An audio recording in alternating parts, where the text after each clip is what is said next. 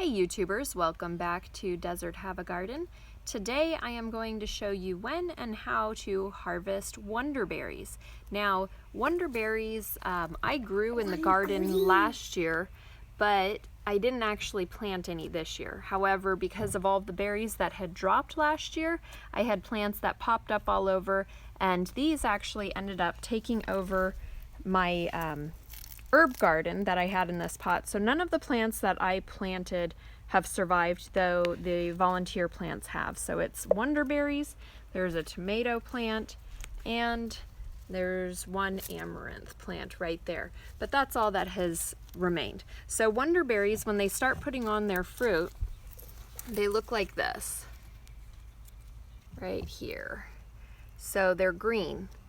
The plant has little white flowers that turn into those green berries, and then when they are ripe, they turn this dark purple, almost black color. Now, these are not healthy to eat if they are not completely ripe, so you want to make sure that they're soft, completely dark purple, and then they'll pull off the plant very easily. You don't even have to like pick them, they just kind of roll off. And then I have my helper over here. This is a green one. Oh, put that one on the ground. Can't eat that one. So we are going to pick out all these little Wonderberries. And last year I made some jam and some syrup from the Wonderberries. But this little guy actually really enjoys just eating them fresh off the plant. So we'll rinse them off and he'll eat a bunch of them. But they're tiny. They are a member of the tomato family, and so they're not like a super sweet kind of a berry. Nobody else in the family particularly cares for them, but our youngest really does like them a lot, so that's why I didn't pull the plants out of the garden here. So it takes quite a bit of time to harvest all these guys off the plant.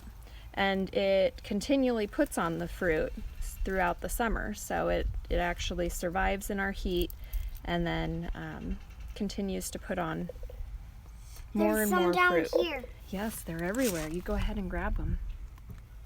Okay, so I've enlisted even more help in picking these because you can just keep circling a plant and find more and more that are ripe as you go.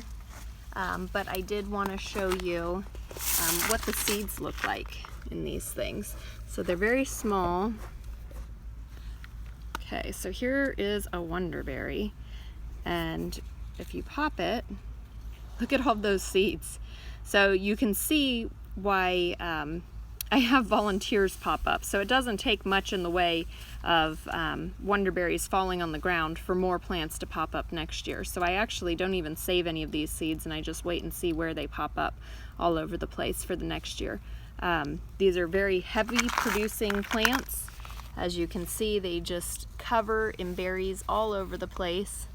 They are like a slightly sweet tomato, best used in jams and syrups and things like that. But we do get some pests on these plants.